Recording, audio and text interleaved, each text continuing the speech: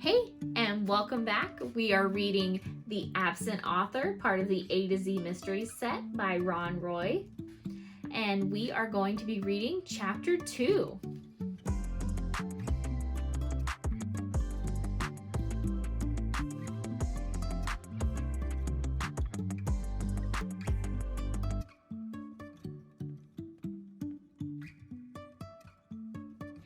Dink raced into the book nook. Josh and Ruth Rose were right behind him. They found 3 seats behind Tommy Tomko and Eddie Carini. Dink plopped his backpack on the floor. The clock over the cash register said 3 minutes after 11. "Where is he?" Dink whispered to Tommy Tomko. Tommy turned around. "Beats me. He's not here yet, and Mr. Paskey looks worried." "What's going on?" Ruth Rose said. Dink told her and Josh what Tommy had said. "Paskey does look pretty nervous," Josh whispered. Mr. Paskey always looks nervous," Dink whispered back, looking around the room. He saw about 30 kids he knew. Mrs. Davis, Dink's neighbor, was looking at gardening books. Dink checked out the other grown-ups in the store. None of them looked like a famous mystery writer. Mr. Paskey stood up. "Boys and girls, welcome to the Book Nook. Wallace Wallace should be here any second. How many of you have books to be autographed?" Everyone waved a book into the air. "Wonderful! I'm sure Wallace Wallace will be happy to know that Green Lawn is a reading town." The kids clapped and cheered. Dink glanced at the clock. 11:05. He swallowed, trying to stay calm. Wallace Wallace was late, but it was only by 5 minutes. Slowly, 5 more minutes passed. Dink felt his palms getting damp.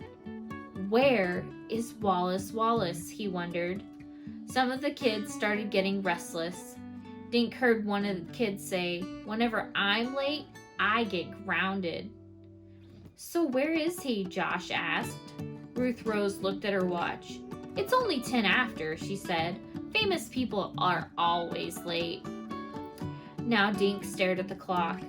The big hand jerked forward, paused, then wobbled forward again. At 11:15, Mr. Paskey stood up again. "I don't understand why Wallace Wallace is late," he said. Dink noticed that his bald head was shiny with sweat. His bow tie was getting a workout.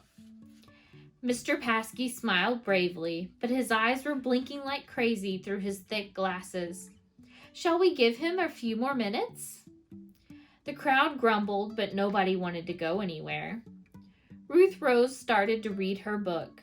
Josh opened his sketch pad and began drawing Mr. Paskey. Dink turned and stared at the door. He mentally ordered Wallace Wallace to walk through the door. "You have to come," thought Dink. Ever since he had received Wallace Wallace's letter, he'd thought about only one thing: meeting him today. Suddenly, Dink felt his heart skip a beat. The letter! "Short of being kidnapped," the letter said, "nothing will stop me from coming." Kidnapped? Dink shook himself. Of course Wallace Wallace hadn't been kidnapped. Mr. Paskey stood again, but this time he wasn't smiling. "I'm sorry, kids," he said, "but Wallace Wallace doesn't seem to be coming after all." The kids groaned. They got up, scraping chairs and bumping knees. Mr. Paskey apologized to them as they crowded past, heading for the door.